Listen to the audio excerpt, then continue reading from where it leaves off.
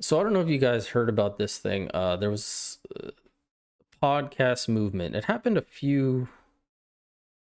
happened a month ago almost. Oh no, not even a month. August 26th. So there's this company called Podcast Movement, and what they do is they host these big podcasting events for multiple podcast corporations, yada yada yada.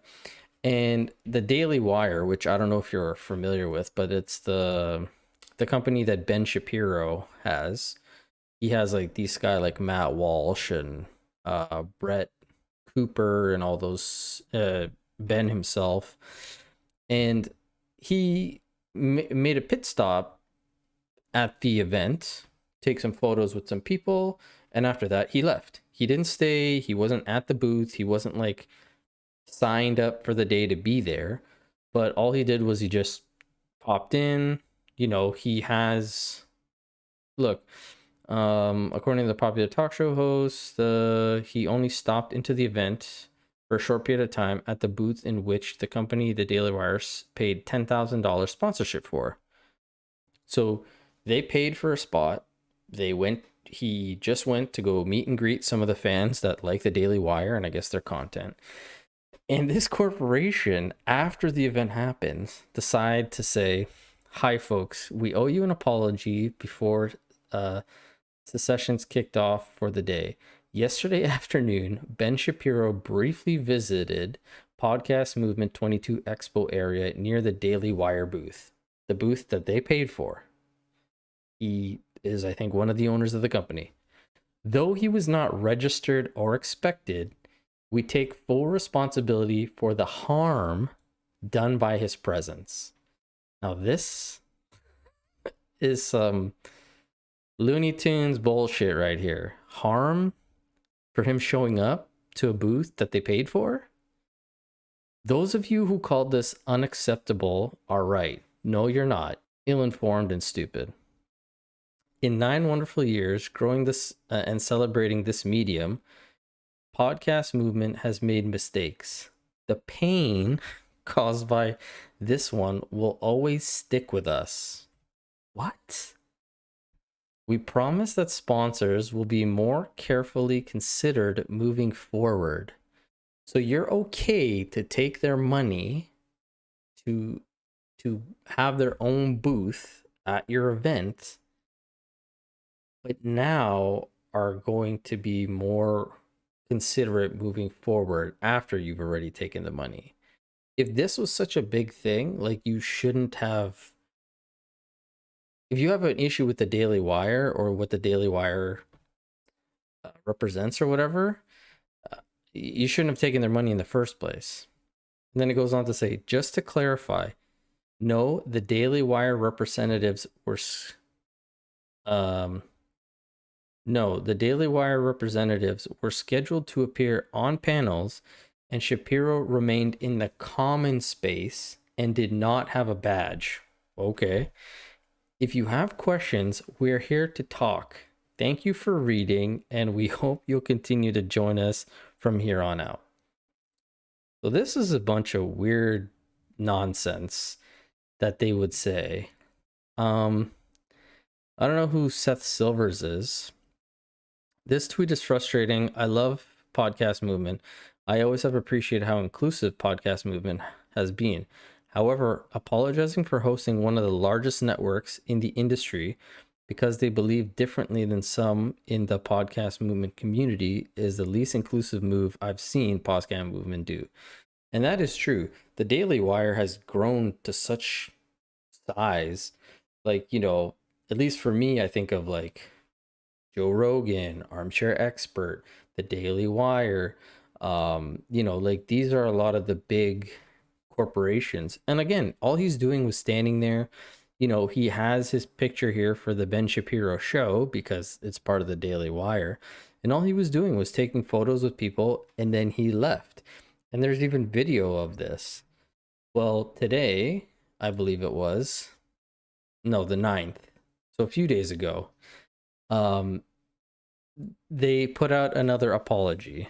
This on the Daily Wire. It So says let's just The Media Trade Association that vilified Ben Shapiro last month for simply appearing at a recent trade show apologized on Thursday, saying its treatment of the Daily Wire star wasn't right.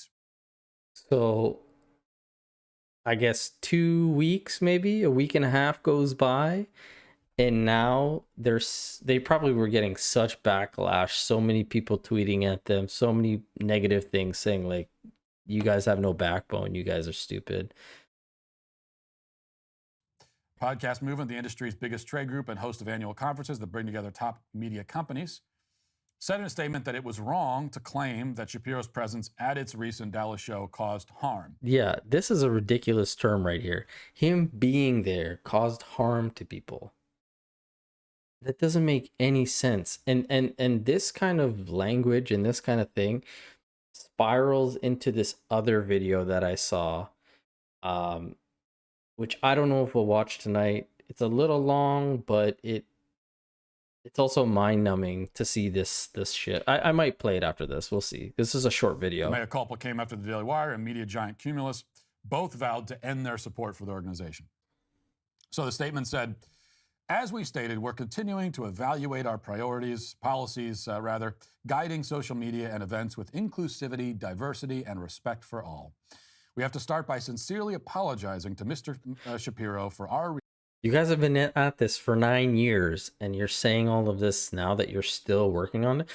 Ben did nothing wrong. He showed up to his own booth to take some photos. So what if he didn't have a badge? So what if he wasn't on the agenda or whatever? He doesn't need to be. That's his booth. He popped in, took some photos, and he left.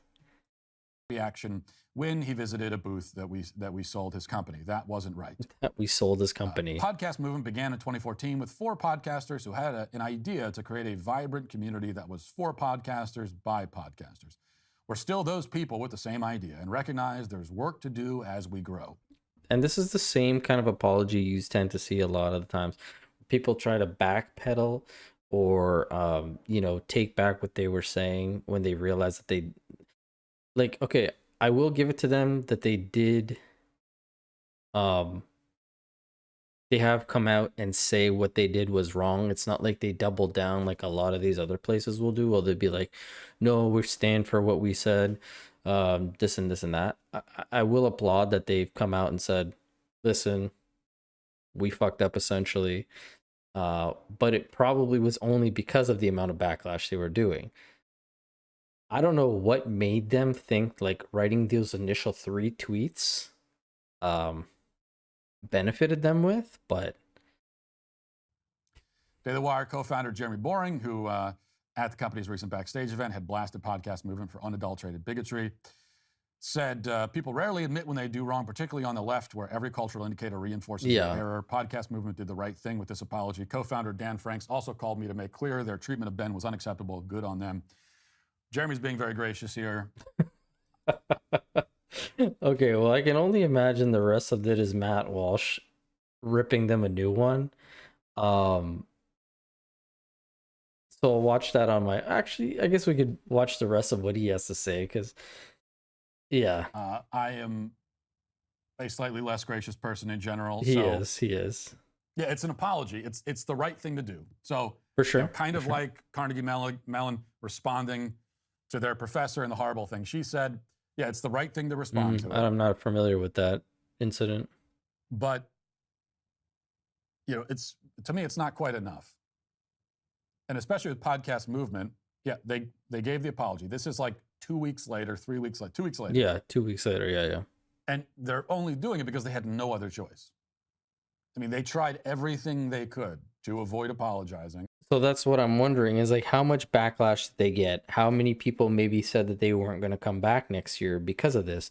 How many people like pulled out or were worried that they might get something written about them? These are things that the organization needs to think about. And yes, it's not just like catering to certain people, not to everybody. Obviously, you want to be inclusive and this and that. But Ben literally did nothing wrong outside of showing up.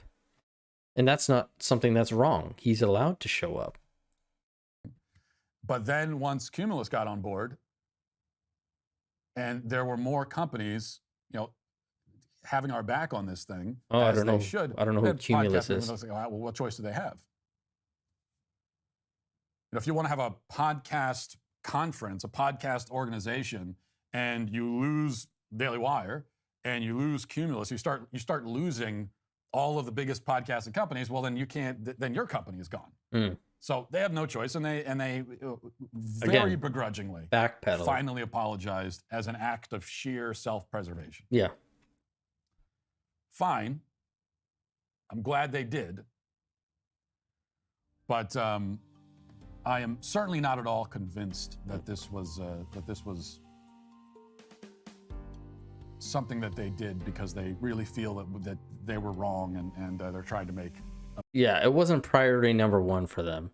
Number one was writing that stupid ass tweet, which they thought was going to make them like high and mighty, and everyone would be like, yeah, go podcast movement.